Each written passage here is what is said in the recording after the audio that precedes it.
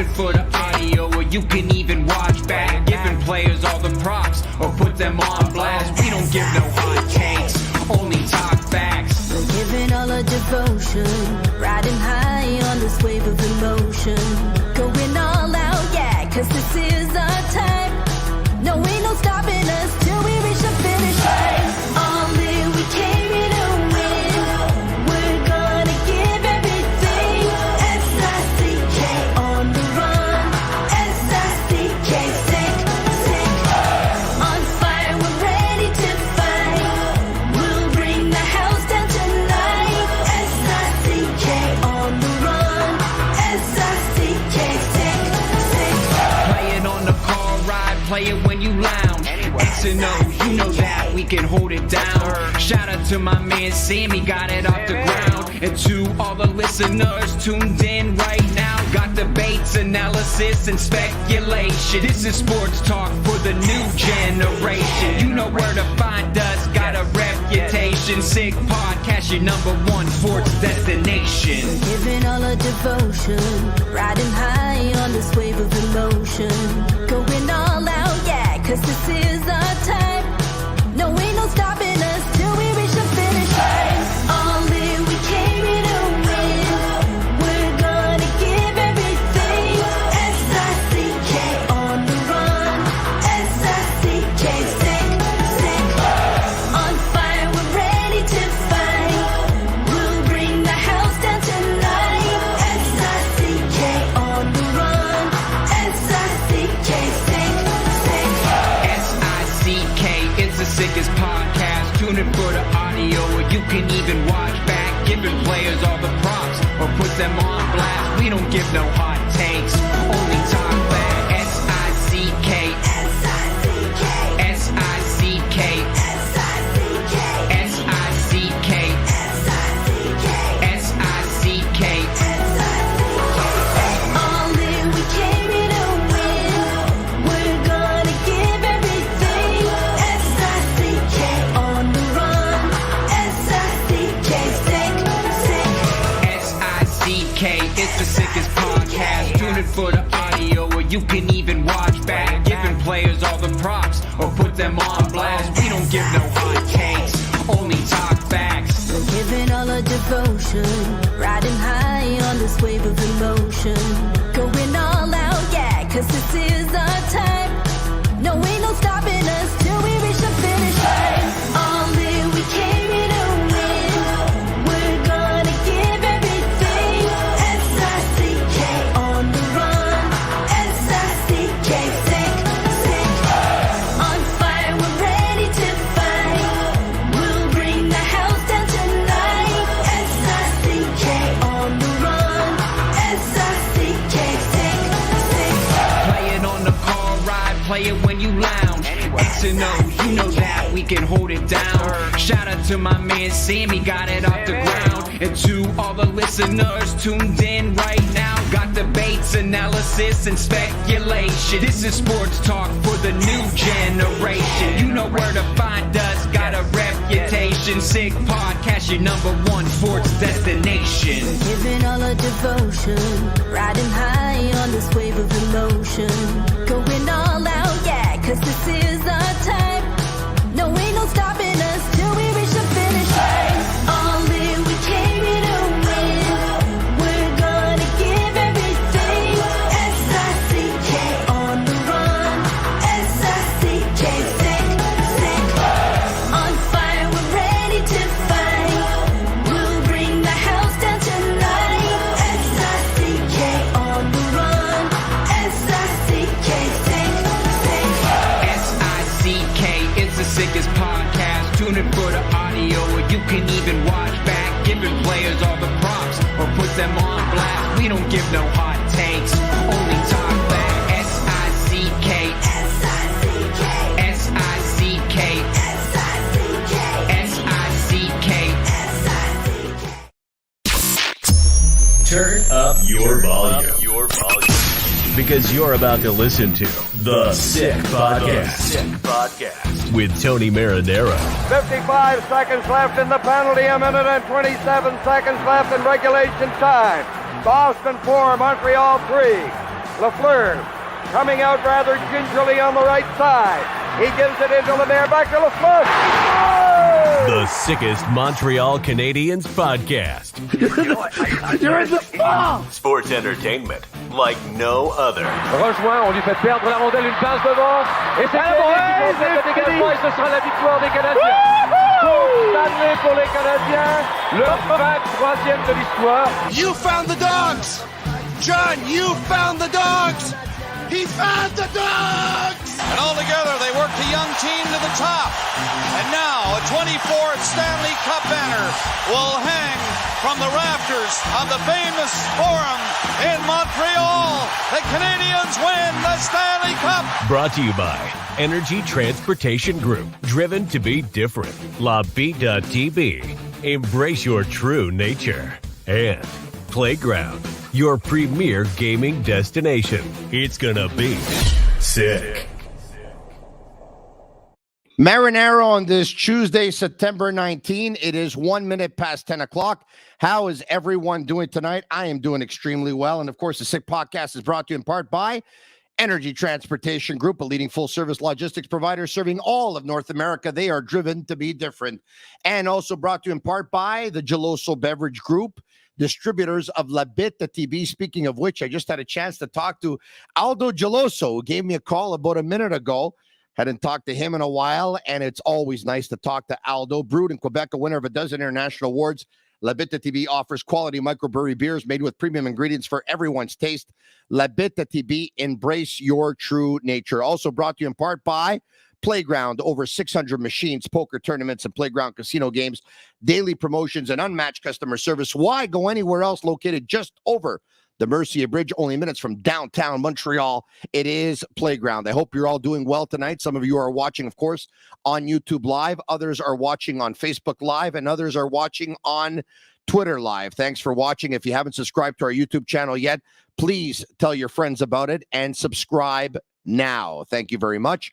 And if you're going to listen to us on Google, Apple, or Spotify, leave us a 5-star review. It's our way of feeling the love. I know I very much appreciate it. Thank you very much. Without further ado, my guest tonight, he is the owner of Recruits Hockey, recruits.ca, and he's coming out with some outstanding articles, more and more each and every day.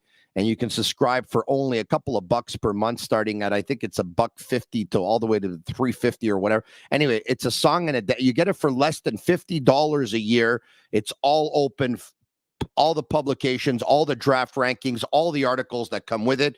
He is a former scout under the Bob Gainey regime of the Montreal Canadiens. Grant McCagg, what's going on? Great to see you back, Tony. Missed you. It's thank you very much. I appreciate that. It is good to be back.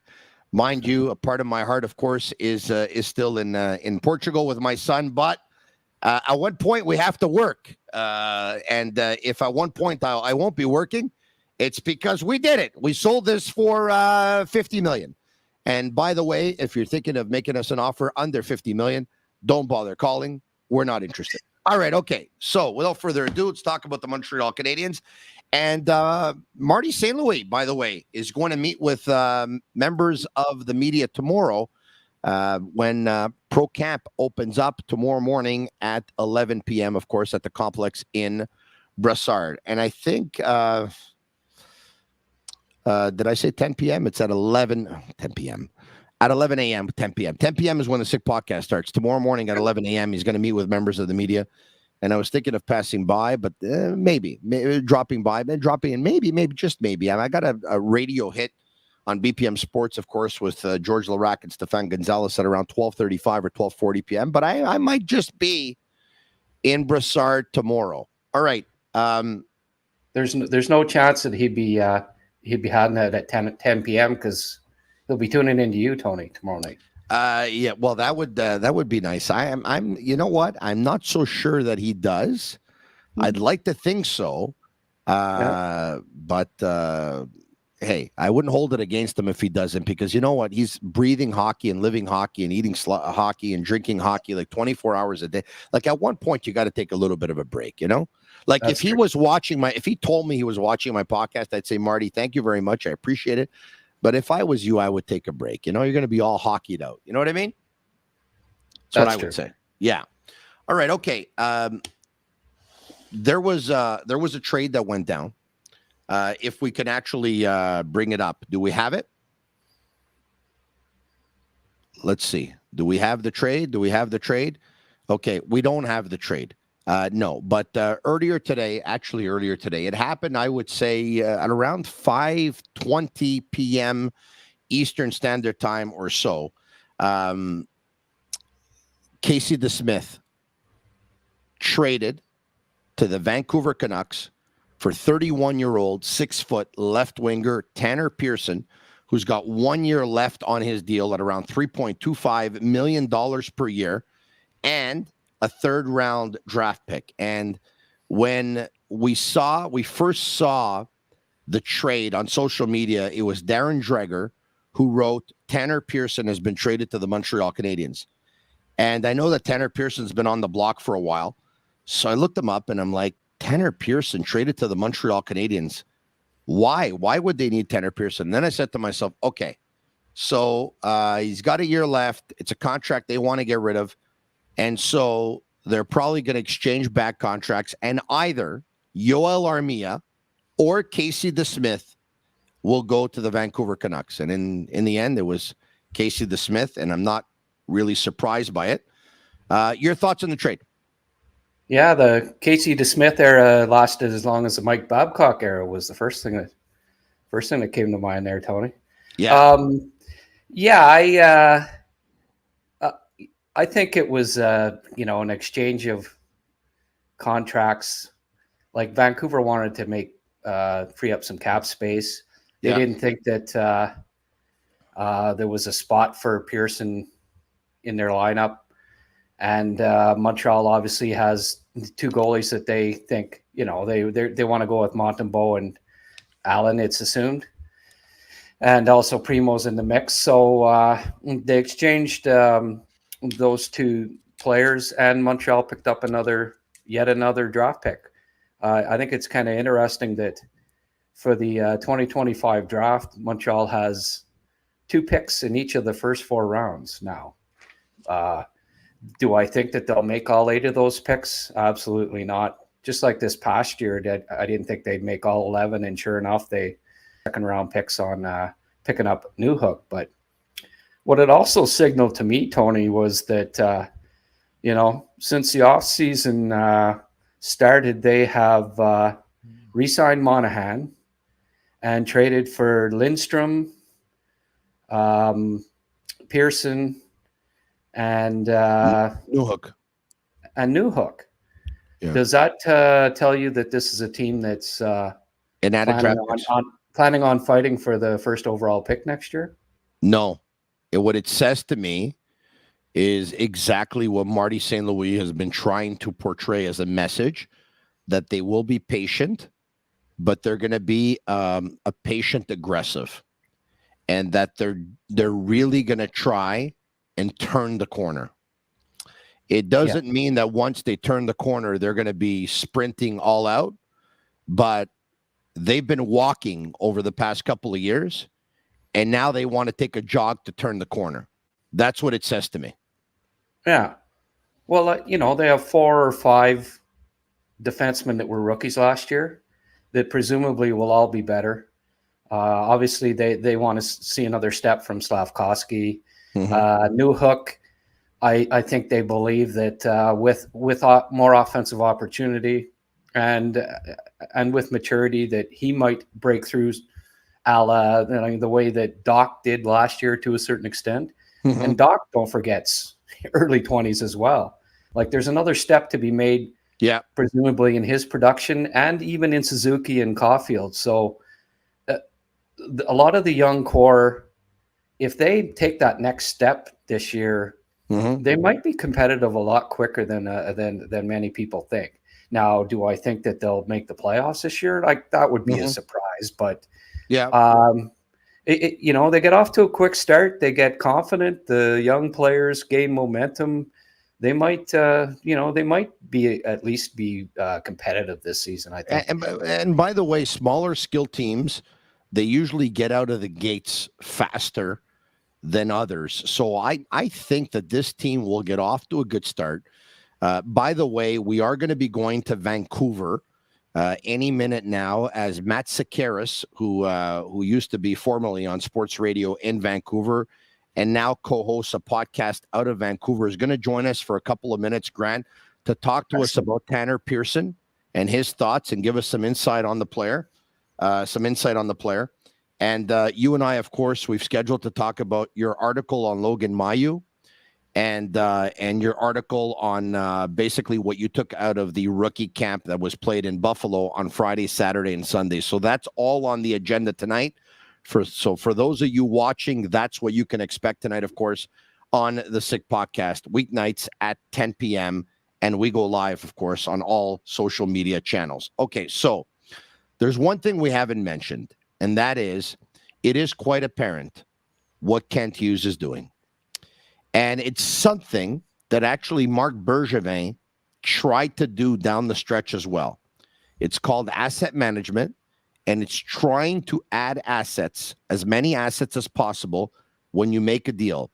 And one thing that Bergevin was pretty good at, because he took a lot of heat for things that he wasn't good at, one thing that he was pretty good at down the stretch, and I'm trying to think of some examples in my head, I believe Nate Thompson was one of them, and I believe Marco Scandella was another. When he would go out and acquire a player, and then in turn, after a year or two or whatever it was, trade that player, he'd end up getting more assets for that player than he gave up for that player initially to go out and get them. And this is what Kent Hughes is doing. Kent Hughes doesn't mind exchanging contracts. What he does, he doesn't mind. He'll basically make a deal. He'll trade a player at one position in return to get a player at another position, to add depth at another position, and also add an asset, which is a prospect, or more often than not, it's a draft pick. He pulled it off when he acquired Casey DeSmith and a draft pick from Pittsburgh. He pulled it off when he traded, Joel Edmondson. He pulled it off when he traded Tyler Toffoli. He pulled it off, I believe, when he traded Ben Sherrod. Correct me if I'm wrong, because I'm going off the top of my head here. I could be wrong on one or two. He pulled it off when he traded Lehkonen to Colorado. Yeah. So he's doing a good job with it. He's doing a really good job with it. Yeah. I mean, in the past 5 or 6 years, the Canadiens have added up way more than they've given up, you know, and even like getting rid of Hoffman and Pitlick, neither of those guys, like, you know, any lineups that I was doing, and certainly we did some on your podcast that I didn't have either of them, you know, being in the top 12. Well, Newhook and Pearson are middle line or top 9 guys. Lindstrom's going to be one of the top 6 defensemen. So they're not only, like, I'm interested in seeing, I'd love to be a fly on the wall in their meetings and see just how, whether they think that they can compete for a playoff spot this year or not. Because of course they're not. They're smart about it and they're not saying it like, like Pierre Dorion the last couple of, like last year, saying the rebuild's over and, you know, going out on the limb and then looking bad when the Senators didn't make the playoffs. They're not following that tact, which is a smart one. You don't put pressure on the team, right? But it wouldn't surprise me if they, in their internal meetings are at least just like the Rangers when they decided, okay, the rebuild is over. Yeah. Let's try to compete. And I think that they cautiously optimistic going into the year, I think. All right. Without further ado, and I talked about it, that it was going to happen, let's go to Vancouver, where we welcome Matt Sekeres, who talks Vancouver Canucks hockey on his podcast all the time. Matt, what's going on? How you doing, Tony? Good to join you tonight. Thank you for joining me. I very much appreciate it. The second that I heard the deal was done, I gave Matt a call. He didn't answer the phone. He called me back a couple of minutes later. He goes, I apologize for missing your call. I go, Matt, I was just about to go on television. I wanted to get the scoop on Tanner Pearson. He goes, Tony, I'll talk to you about Tanner Pearson. I had just got off TV at that time. I said, hold on a second. Don't talk to me about him. This is what we do. Come on my podcast tonight and talk to us about Tanner Pearson. So, Matt, say hi to Grant McCagg of Recruits and Recruits.ca, former Montreal Canadiens scout in the Bob Gainey regime. Grant, exchange pleasantries with Matt Sekeres, and then we could talk about Tanner Pearson. Hey, Matt, I've been following you forever, it seems like, on Twitter. It's great to see you in person finally. Yeah, ditto here, Grant. And if I'm not mistaken, I think you've been on our show before. Yeah, around NHL drafts. So I appreciate the work you do on the scouting side of things. Tony, tell me how much I thought that Ollie Ulevy was a good pick. Yeah, I remember that now.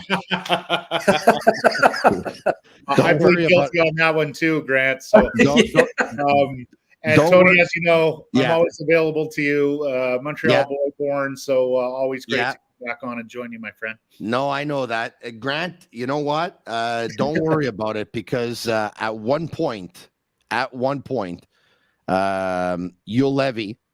will probably play his 50th NHL game in his career. Right. Well, way to 200, huh? I wasn't the only one that got that wrong. Obviously, well, listen, but you know what? I Grant, if I can, I remember that trade like it was yesterday, because, correct me if I'm wrong, Ulevy was the first defenseman that went in that draft. He went 5th overall. That was the Austin Matthews draft year, correct? The Canadiens had the 9th pick overall.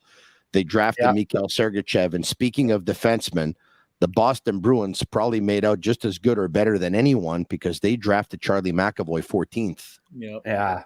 The guys and that pick and that player continues to haunt Vancouver and Canucks fans, because not only, as you outlined, Tony, did they miss on superior defensemen who went after Ulevy. I believe Matthew Tkachuk was the next pick. Matthew Tkachuk went on to torment the Vancouver Canucks as a member of the Calgary Flames for years, and brought that sort of profile that the Canucks really haven't had since Todd Bertuzzi. So yes, that pick, if not for that pick and Jake Virtanen 6th overall in 2014, if I'm not mistaken, we might be talking about a different decade for the Vancouver Canucks. We might be talking about a team that's in a different predicament than they are here today after this Tanner Pearson, Casey DeSmith trade. Yeah, they would have been better off even with Jacob Chikrin that went 16th overall to the Arizona Coyotes.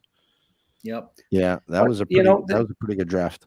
The optimistic way of looking at that is, if they'd ended up taking Tkachuk, maybe they don't end up getting Quinn Hughes, and things happen for a reason. Reputations as well, Grant. If you do take a player, you better, you fall further down that draft. Maybe you don't get Pettersson. Maybe you don't get Quinn Hughes. So we've been through all of that. But the interesting news today on Tanner Pearson, and fellas, if we can just transition, this trade came with the Vancouver Canucks back against the wall, salary cap wise. Because, oh, really? Yeah. Well, Tony, they were about $1.6 million, $1.7 million over the cap. They were looking at a scenario whereby they either needed to make a trade to move some money out, or they were looking at submitting an opening night roster that was shy of the maximum 23 players. So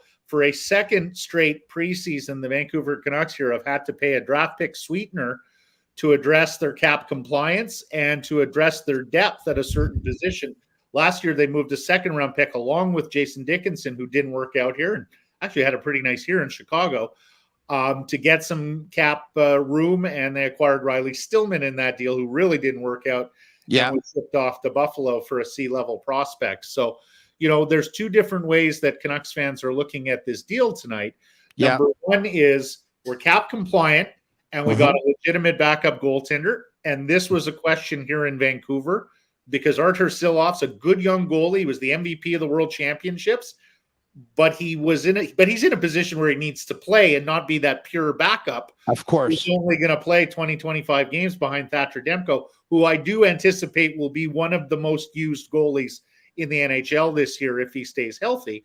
So they were looking for another NHL goalie because Silovs and Spencer Martin, who was really terrible for them last year, they weren't necessarily sure they would be able to get the job done, spell Demko enough, and in fact win some of those games that Thatcher Demko doesn't play. And it gets them cap compliant for the cost of a third-round pick. So there's two different ways of looking at this deal in Vancouver. The bottom line is this has been a very mediocre team that's been up against the cap for years and years and years and continues to peel future assets just for the here and now to try and get as competitive as possible. So the Canucks add depth at the goalie position. They get to have one of their goalie prospects still play in the American Hockey League so he can actually have a bulk of games instead of not having a lot of games. Right. They become cap compliant.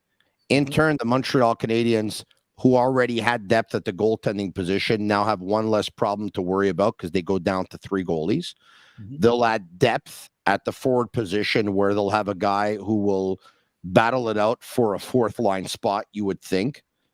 And they get that draft sweetener that you talked about. So basically, when general managers talk about, hey, we don't want to steal anything from anyone, we want a deal to be good for both parties, this was one of those deals.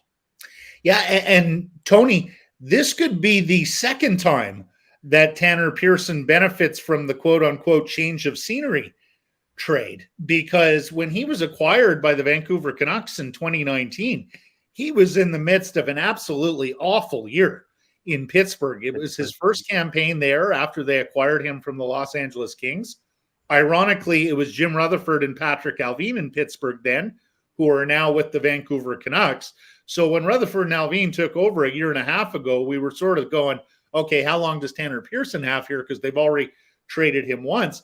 Well, after that trade in Vancouver, he scored 9 goals in 19 games. He had a strong close to the season, and then he came back the next year and really had his best year here. He was 21 goals, he was 45 points, and he was that middle 6 winger who has some size and defensive responsibility.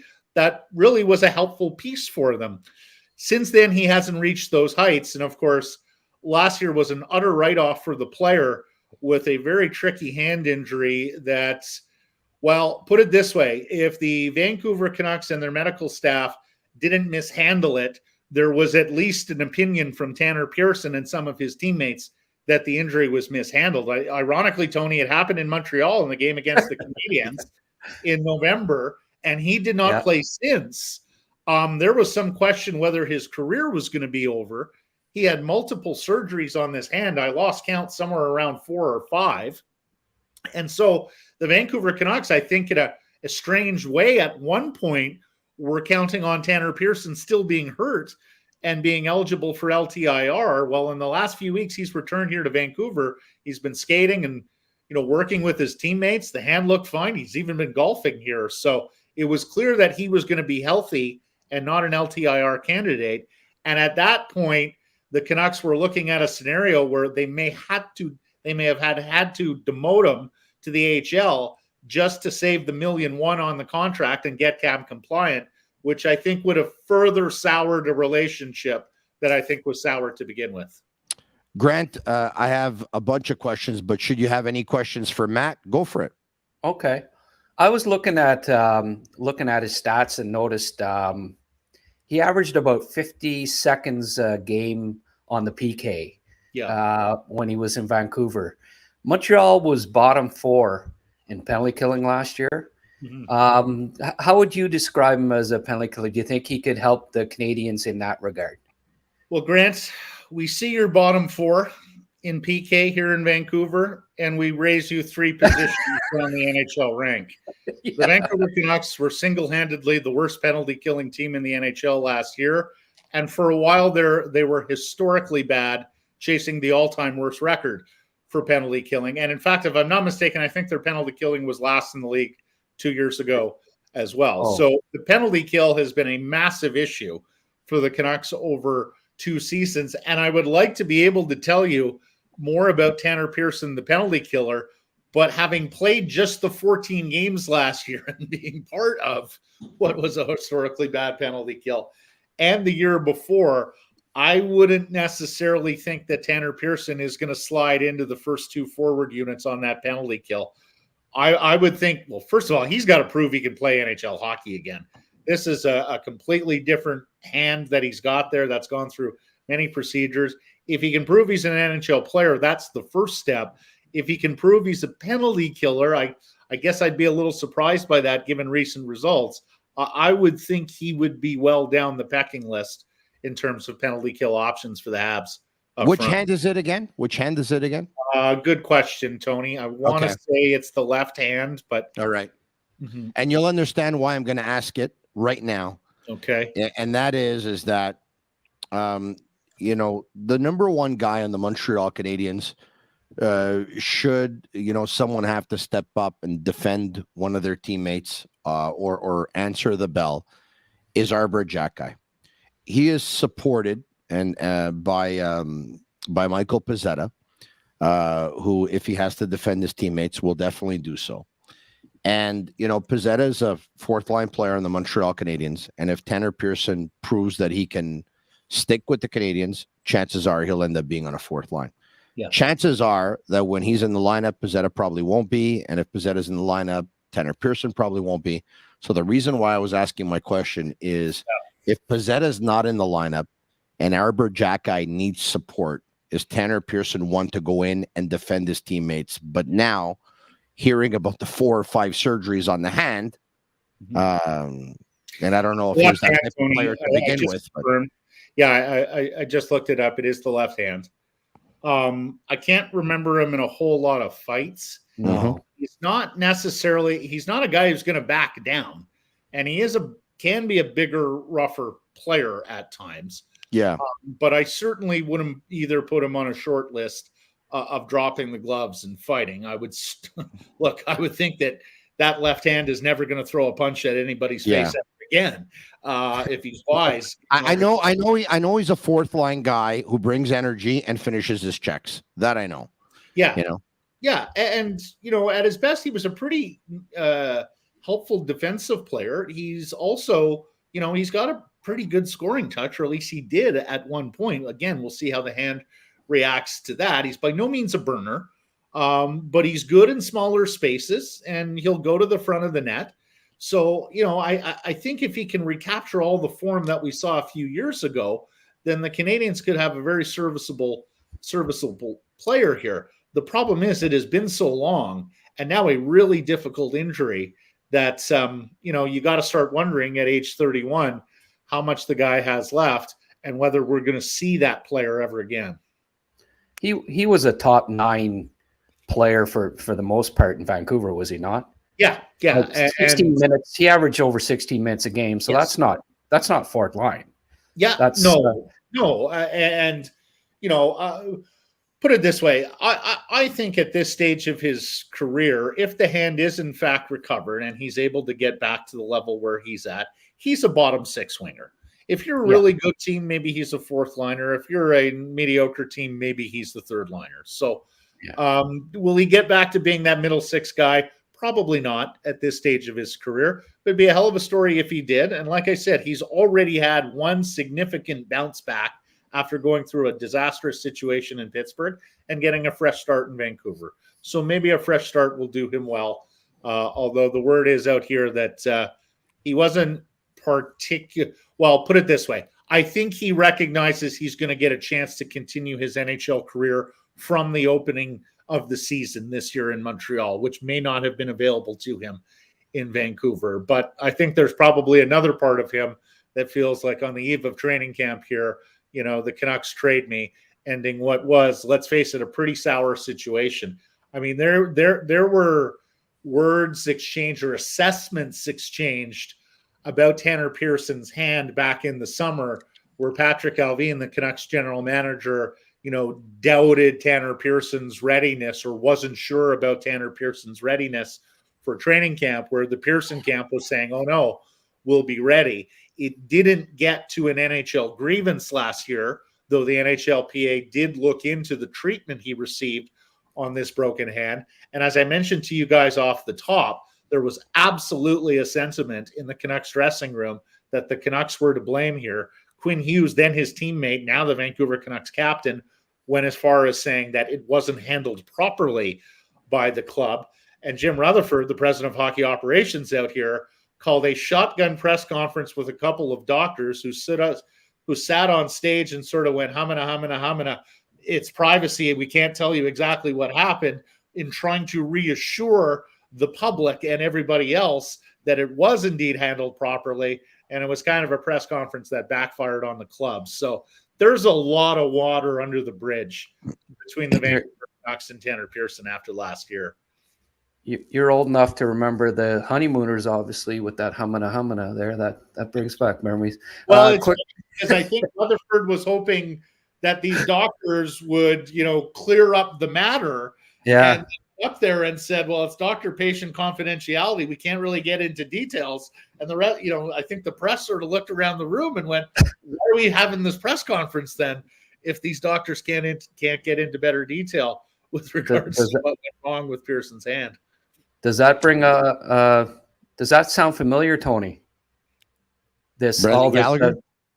Yeah, well, Brendan Gallagher and the misdiagnosis from doctors like that. It's like a double shot. I mean, Canadian fans know exactly what you're talking about, Matt. Yeah, no, 100%. And to be fair, guys, it was look, the Canucks were an absolute gong show from tip to tail last year. And one of the things that didn't necessarily get as much national profile in all the hysteria about the way they mishandled Bruce Boudreau and the clumsy firing there and the clumsy hiring of Rick Tocchet and all of that. That was so uncomfortable, by the way. Wasn't it? Yeah. I mean, the whole world knew that he was getting fired. It was to the point of standing on the bench crying, Tony, like a baby after his final game at Rogers Arena as the crowd it was very badly handled. Very badly handled. The three of us have a lot of years around this game. I've never seen anything like it, and I hope to never see anything like that again. But one of the things that sort of got lost was the Vancouver Canucks overhauled their training and strength and conditioning staff. Grant, you know how important those guys are to players, right? So did the Canadiens, by the way, right? Yeah, they become their confidants. They become their friends. They entrust them with their health, their money makers. And, even into the medical staff. And this was part of the transition to the new management group that came over from Pittsburgh.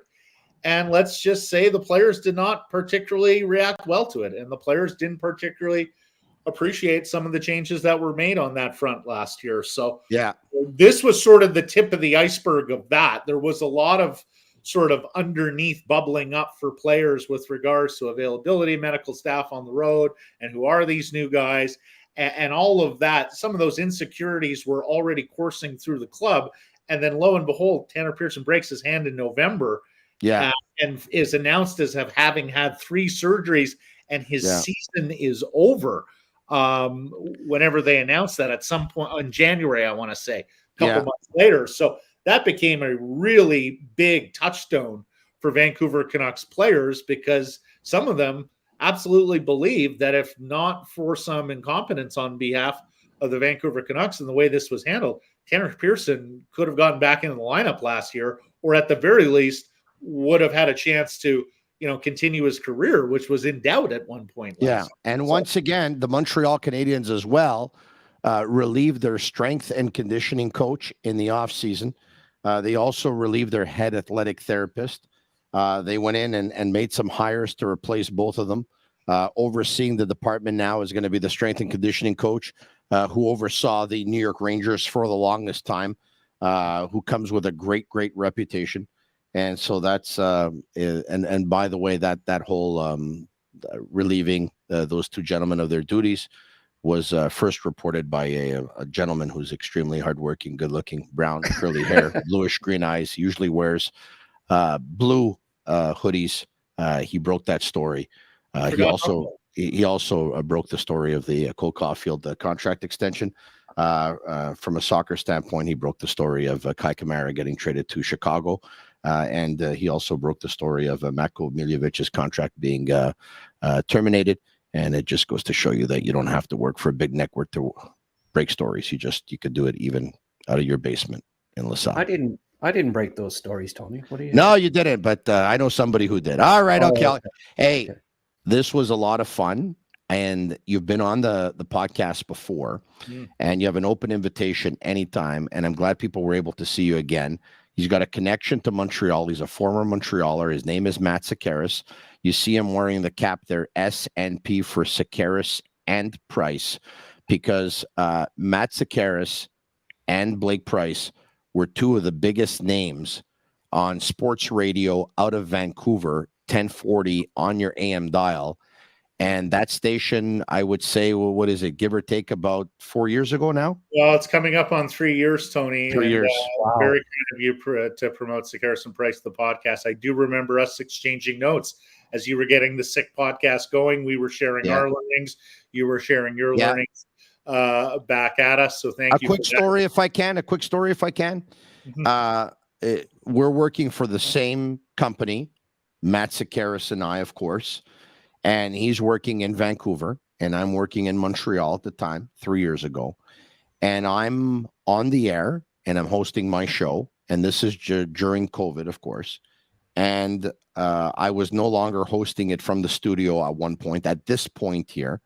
And my wife owns a dance studio. I was hosting it from home at one point, and there were a lot of distractions. My wife owns a dance studio. And because the dance studio was closed because of COVID, she suggested, why don't you go do your radio show at the dance studio? It's empty and you'll be alone there. You'll have peace and quiet. I said, that's a great idea. So I go to the dance studio and I'm hosting my show, and I come in on one particular day. And while I'm hosting the show, I have an eye on social media, I have an eye on Twitter. And I noticed that in a span of probably give or take an hour and a half, there were 7 sports radio stations that belonged to the company that we worked for across Canada, and Vancouver, Winnipeg, and Hamilton. 3 of the 7 closed down in the span of an hour and a half. And it's spreading like wildfire all over the place on Twitter. And there I am thinking, this is it. Montreal is next. The axe is going to drop. And I'm going to lose my job, and I don't have a plan B. And I don't know if Matt Sekeres and Blake Price did have a plan B or not at that time, but it didn't take them very long to say, you know what? This is what we do best. Why don't we have a podcast? You went looking for some sponsorship. You got it, and you got the support, and away you went, and you guys have been amazing ever since. Yeah, that 2 months later, we were up and doing our podcast, Tony, and happy to report we're into our 3rd season here. So, and I've noticed with guys like yourself, but it's also going on in Winnipeg, Calgary, Edmonton, Ottawa, across the country. We're seeing this sweep of independent grassroots media. Like the big Toronto telecoms, they don't want to cover our markets, and if they're not going to cover our markets, damn it, we will.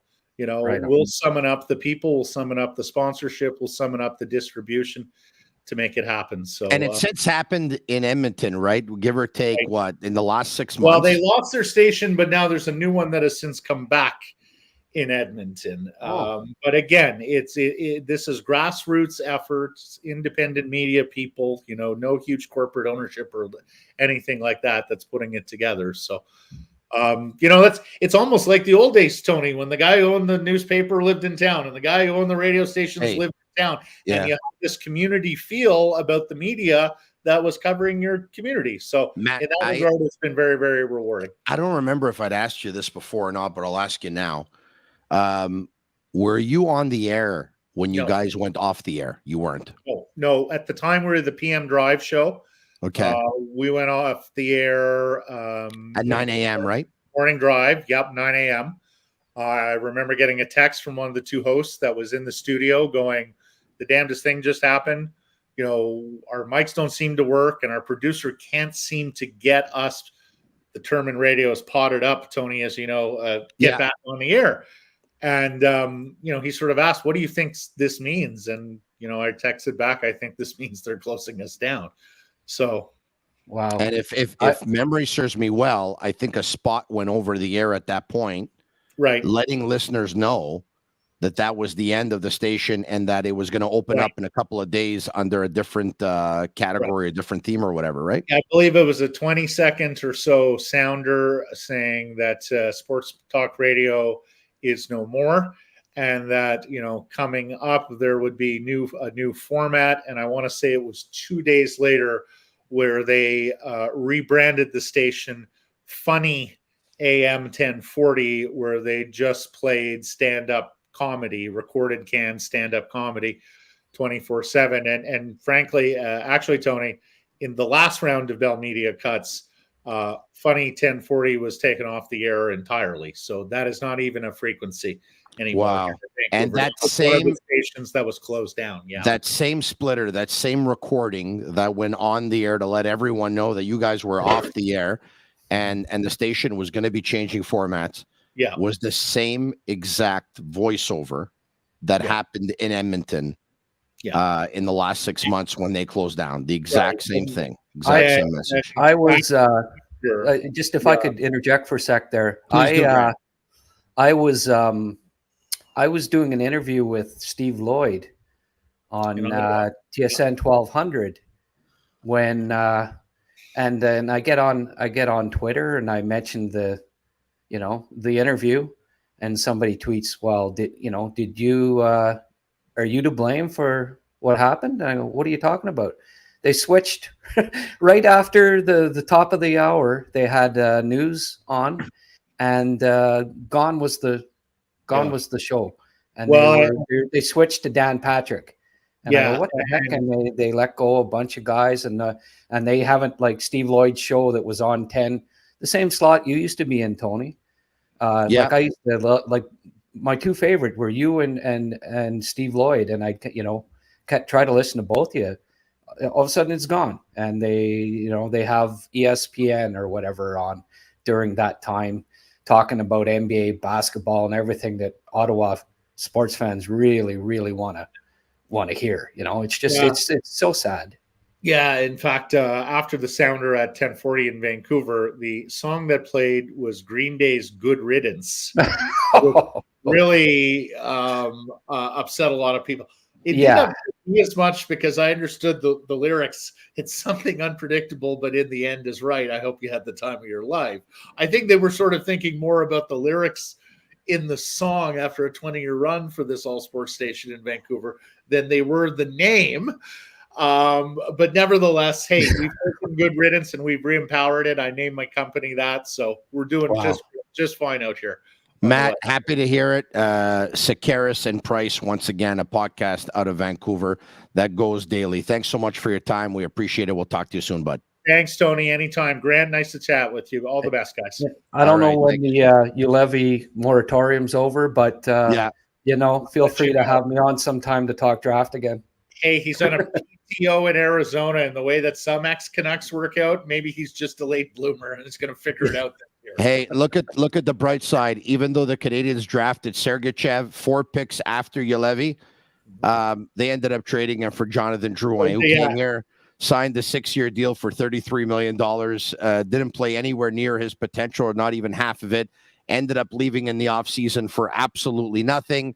And Sergachev has gone on to win Stanley Cups in Tampa. So there's our story. All right, okay. We'll talk to you soon. Tony. Thanks, Grant. All right, okay. See you, Matt. Grant, let's get back to Logan Mailloux. You had an article with him. When did you talk to Mailloux? It was a couple months ago now. Oh, really? Just before the development camp. I tweeted out something on Twitter after and saying that this article was coming up, and the Canadiens got in touch with me and asked, they kind of wanted to keep things low key about Mailloux because there's still uproar about him every time he was mentioned on Twitter. They wanted me to wait till after the development camp, and I said sure. And then after the development camp, they said, well, we'd like you to wait until he gets cleared to play. Little did I know that it would take another 2 months for that, but I said, okay, I'll wait. So I delayed it for almost 2 or more than 2 months before I put it out. But he's had so few interviews that it's not like it was information that was retread from other articles or anything like that.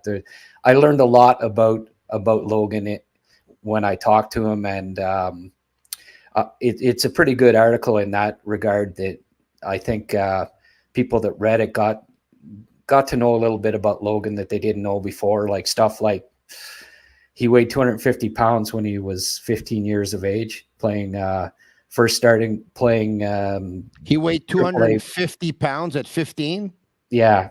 All of a sudden, I don't feel that bad. No. At 15 there, I was a big boy too, but I wasn't close to that size. Wow. At 15, I think I was about 190. But yeah, he had a sweet tooth, he was telling me, and he realized like he was playing AAA. He went into the Toronto GTHL and he's playing AAA and 250, and he soon realized that if I want to get drafted in the OHL and make a career of this, I better get in shape. And he got a nutritionist and learned not to eat so many sweets, and got down to about 200, 210 for the OHL draft. But I was impressed by, he's a really polite kid. He really Cut is. the sugar. That's the way to do it. Yeah, exactly. Yeah.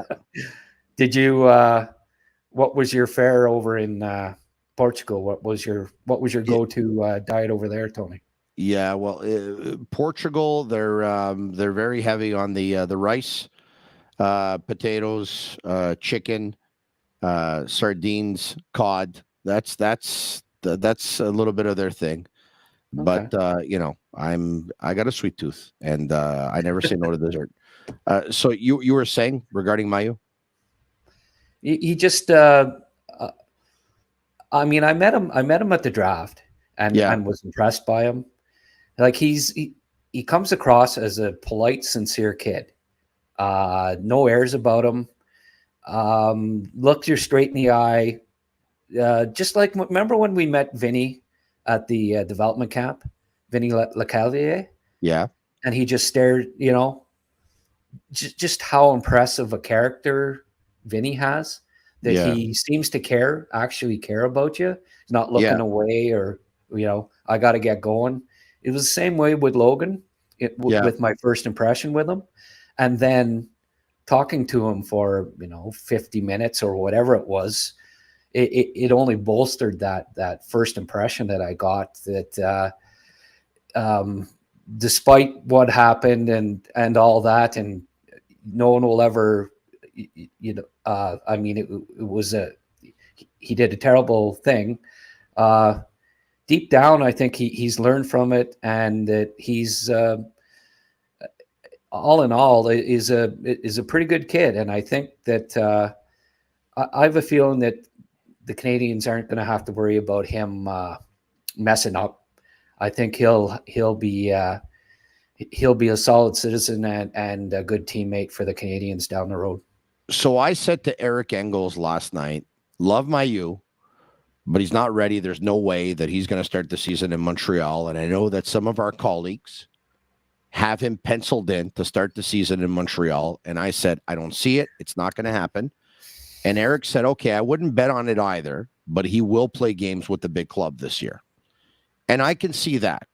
Now, do you agree with what I said, that there's no chance? And by the way, I probably shouldn't use no chance, because no one gave Arbor Jacki a chance either, and he started here. But I'm still going to say it anyway. It's more dramatic when you say it that way, I think. There's no chance Mailloux starts the season in Montreal. Agree or disagree? Well, before they got Lindstrom, I thought there was a chance. And he had a really good development camp. So at that time, I said, well, I'm just looking at the depth chart. He can beat out Chris Weidman. Yeah, we liked them at development camp. We liked them, yeah. Right. But they picked up Lindstrom, and he's the right defenseman, and he'll be playing. And that's the right move. He's only played 96 junior hockey games. Yeah. Never played U18, never played U17, never played U20. Like we saw it in that rookie game against Buffalo. Yeah. Where he looked like a deer caught in the headlights there. Game one out of the 3 games. First one was Buffalo, second one was Boston, and third one was Ottawa. Right. Well, Buffalo had by far the best forward lineup. Like they had 3 top 15 picks. Logan Mailloux never played in a U18 or U20 event, never faced a team with 3 top 15 picks. And that's not even counting Kulich, who arguably should have been a top 15 pick too. So they were stacked. Out of the 3 teams that they faced, that was the team. What I liked about how the Canadiens handled it was they brought him right back the next afternoon and played him again and played him in all 3 games. And he only got better and more comfortable as it went along. So that's modern day management, because management of years ago, you play a bad game, you don't deserve to play the next one, you're not playing. They basically said, it's all right, you shake it off, let's see what you got, bounce back. Yeah, absolutely. They didn't give him time to mull over and get concerned about it. He slept, he got a good sleep in that night and had little time to worry about mistakes he made, and he was right back in the lineup. And then paired with, he was paired with Ortiz in that first game.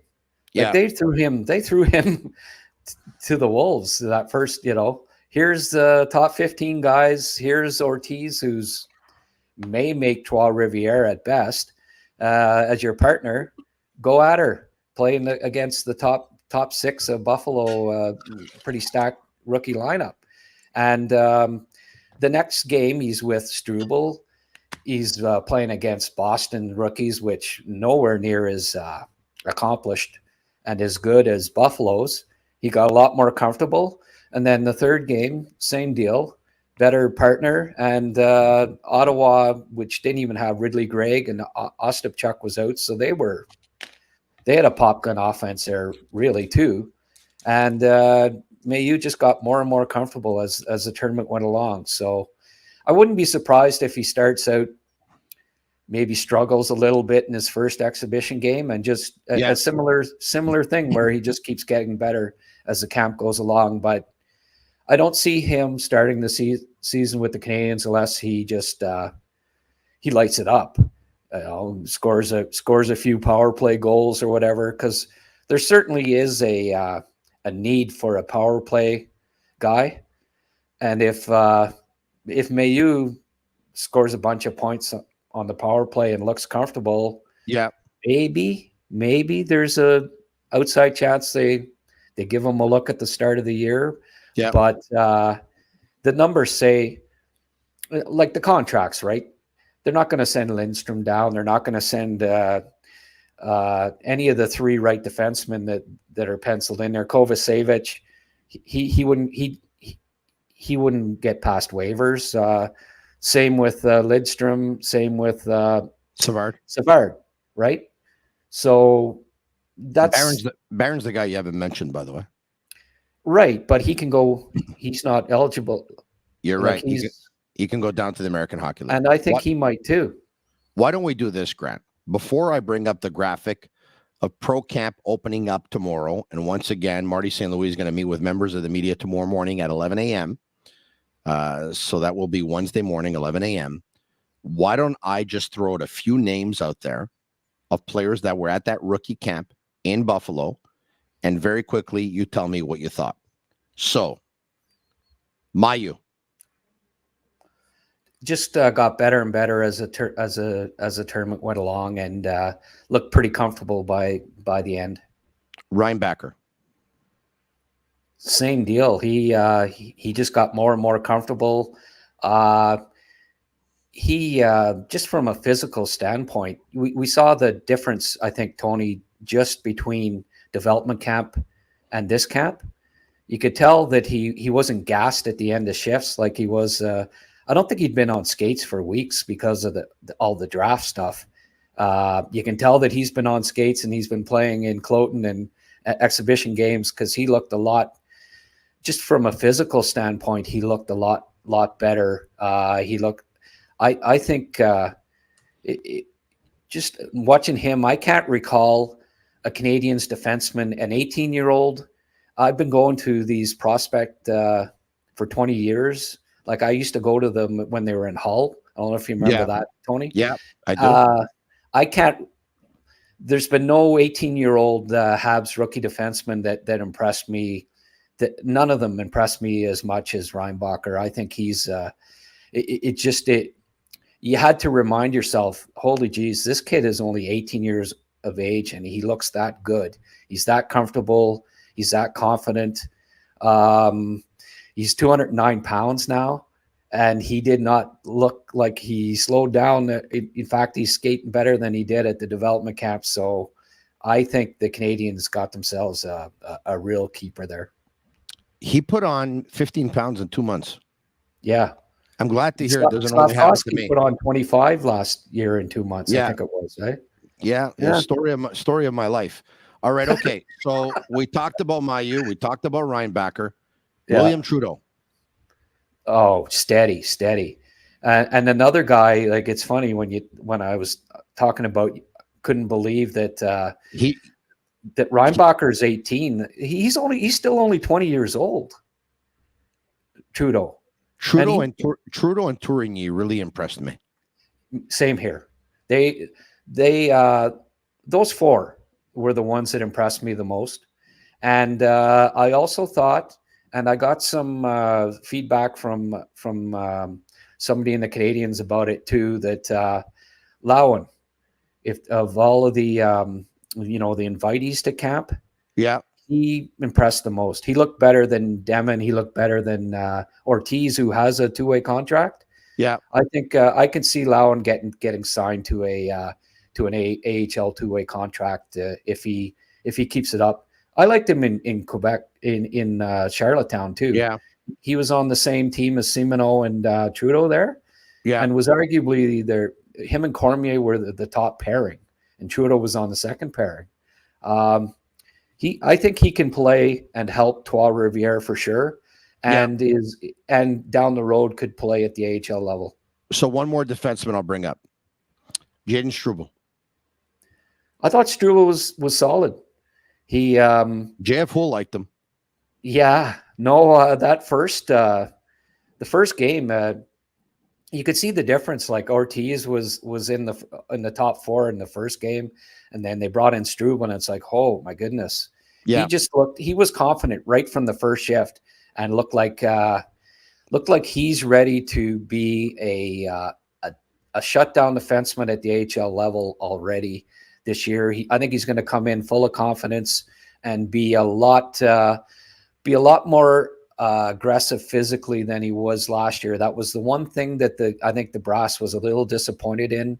Yeah, in his time in Laval, he didn't make mistakes, and that was cool, but he didn't show that physical side that we know he has. And I mean, we saw him at the development camp. The kid is he's jacked. So he's a strong kid. So I'm expecting him to have a really solid year in Laval this year. He is Grant McCagg, one half of the Sick Recruits draft cast, along with Shane Gaumont, who's usually at Master Control every now and then. And so take a look out for that, because they have their own YouTube channel, and you can watch them, of course, on YouTube and listen to them on all social media channels. Let's go to the forwards now. Joshua Roy. Seems like it's the same deal every time with Roy. He's just so smart. And even when he's not maybe overly impressive from a physical standpoint, because he's not the fastest skater out there. Mm-hmm. No. Not the most physical. He's just so smart. He just makes the right play. Like that tip pass, for instance, that he made to spring the breakaway there. Just He makes those little plays, the subtle plays that if you're not really paying attention to him, you may think, oh, he's not really. He gets a stick on pucks. You're right. Oh. He's got a good stick. And I'm going to tell you this. I mean, by no means is this a slight at Farrell, because he's still young. But Roy so far impresses me more than Farrell in terms of smarts and just, I think Farrell has a lot of talent, and sometimes when players have a lot of talent, they look a little bit nonchalant.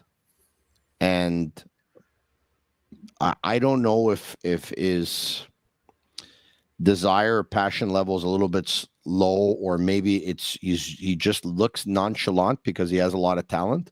But I find Roy to be a lot more engaged than Farrell at this stage of their respective careers. Yeah.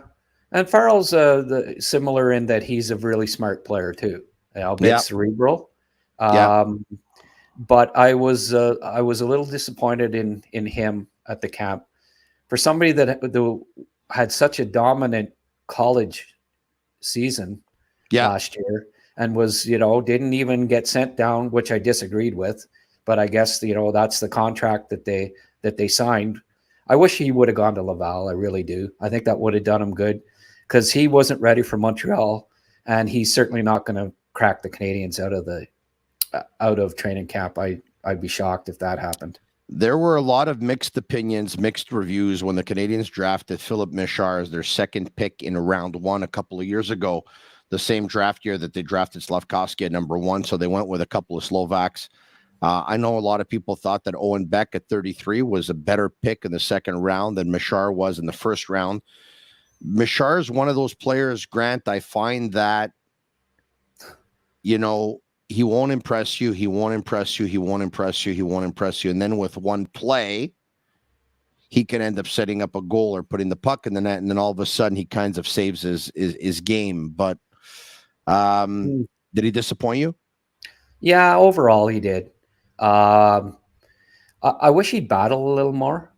That's something, for a player his size, he's going to have to be competitive especially to play a top 6 role in the NHL. You're going to have to win puck battles, going to have to compete hard, going to have to just want it more than the other guys because he's going to be smaller than pretty much everybody else in the top 6. He a little to the outside, I thought, and a little invisible till the end of the last game, where he started to make a few plays and get a little more comfortable, looked better at center, I think, than he did on the wing. Mm-hmm. It'll be interesting to see where they play him in Laval this year. At this point, I think Mishak looked more comfortable than he did last year. I think he looks like he's ready to play a, maybe third center, fourth center role in Laval. And I would say he's ahead of Meshar at this point as far as winning a center spot with Laval. But it's early, and maybe Meshar, as training camp goes along, gets better and better. Because certainly last year he had a very good training camp. I was a little disappointed with Beck, to be honest with you. Just Beck doesn't have any hands, man. He loses the puck. He tries to handle, and it's funny. His coach in junior mentioned it to me, Mississauga, that sometimes he has a tendency to maybe try to make that one too many stick handles instead of the give and go. Get it to your teammate. Use your speed because he's got great wheels, and when he's playing the give and go game, he's at his best. And I just find that I saw it at development camp. I saw it last year a bit, and again I saw it in the rookie tournament where he tried to make that one extra move, and he does like you say, he doesn't have the softest hands. So I think he's going to that's a habit that he's got to break. And I think another year of junior is what's going to be, I think he's going to need another year of junior, and that's fine. I don't think he really increased his production last year. And what you'd like to see with these guys is to go back to junior and have a breakout offensive year and then turn pro. So again, maybe he'll have a terrific camp, and I'll change my mind on that. But at this point, I'd be surprised if he ends up making the Canadiens out of camp this year. Before we bring up the graphic of pro camp opening up tomorrow, let's end with Xavier Sumino. I do want to mention one guy that really impressed me, and the brass was Jack-Eye. Florian. He was really impressive at the camp for a 4th round pick that, 18, 19. I'm not exactly sure if he's 19 yet, but he impressed the Canadiens and he impressed me. Better skill than I thought. It's funny how, I don't know what it is with these Jack guys, but they keep they're late bloomers. they come to these camps and they impress. But decent speed, some intelligent play, lateral agility is better than I thought, and his hands are better than I thought. So he turned 19 2.5 months ago. Okay, right. Well, I mean, he's still a teenager, right? Yeah. There were majority of the players at that camp are 20 plus. So I thought, considering it was his first pro camp, very impressive. And I know the Canadiens were impressed by him too. And I think that's looking like a dandy 4th round pick at this point, because he's tough as nails. He brings size and toughness. And I think there's a bottom line spot for him down the road for sure if that development curve keeps improving as we've seen. And Simoneau, you got to love his heart. He I thought he was most impressive at the start, the first game. Second game, did he only play one game, Tony? I think I'm not he may sure have if only played once. Yeah. And but he was good. I mean, I love the kids compete. Heineman came out really strong in the first period, and I thought, geez, this kid, he's gonna push for a spot. And then I thought the last 5 periods he was just okay. Now he only played a handful of games in the AHL, and I know a lot of fans thought, well, he's going to push for a spot, but I think he needs another year in the AHL Heineman? as well. Yeah, to adapt. I was impressed by his 7 goals and what was it, 9 points in 11 games in the American Hockey League last year. But no, he's going to have to be better. Okay, I don't have the graphic right now, but I will say this. Okay, so Josh Anderson. Here are the players at Pro Camp: Lias Anderson, Yoel Armia, Owen Beck, Gabriel Bork, Cole Caulfield, Lucas Condotta, Kirby Dock, Jared Davidson, Isaac Dufour, Christian Dvorak, who's hurt, Jake Evans, Sean Farrell, Brendan Gallagher, Brandon Gignac, Cedric Guindon, Raphael R.V. Pinard, Emil Heineman, Riley Kidney, Nathan Legaret, Philippe Mayette, Riley McKay, Philip Michar, Sean Monahan, Jan Mishak, Alex Newhook, Jakov Novak. That sounds weird. Tanner Pearson, Michael Pezzetta, Joshua Roy, Uri Slavkovsky, Xavier Simoneau, Ty Smolanek, Mitchell Stevens, Nick Suzuki, Alex Olivier Voyer, Florian Jacki, Nolan Yaremko, Jesse Ylonen. Those are the forwards.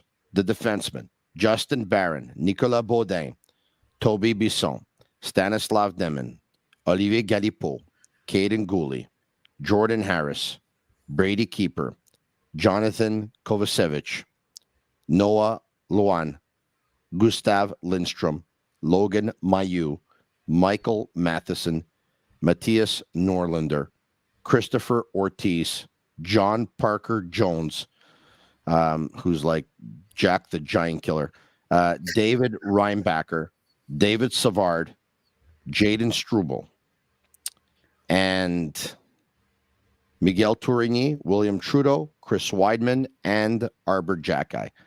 Your goalies: Jake Allen, Jakob Dobish, Zachary Emon, Strauss Mann, Quentin Miller, Samuel Montembeault, Caden Primo, Jan Spooner, and Joe Rubetic. And there you have it. Is it Reinbacher or Reinbacher? Did you notice? I don't know if you were listening to the broadcast. We're all calling it Reinbacher, but I think we're wrong. I think it's the way you said it. Yeah. Yeah. Because I did do Bach on one of those, like Google, and how you pronounce it.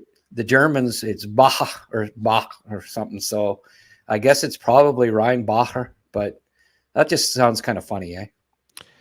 It definitely does. But you know what? It's not going to be fun and games tomorrow. Tomorrow they start competing, and tomorrow it's going to be for keeps.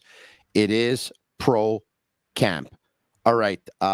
So there you have it. I think we got to everything that we have to get to. A lot of people are asking, where's Adam Engstrom? He's back in Rogla there. Him and Kapanen, they're vital parts of their teams, and they're men's teams, and they didn't come over to camp, and that's fine. I think you might see them at the end of the year in Laval. That's my hope. That's what I think is going to happen. Yeah. That's what I think is going to happen. Ryan Bacher too.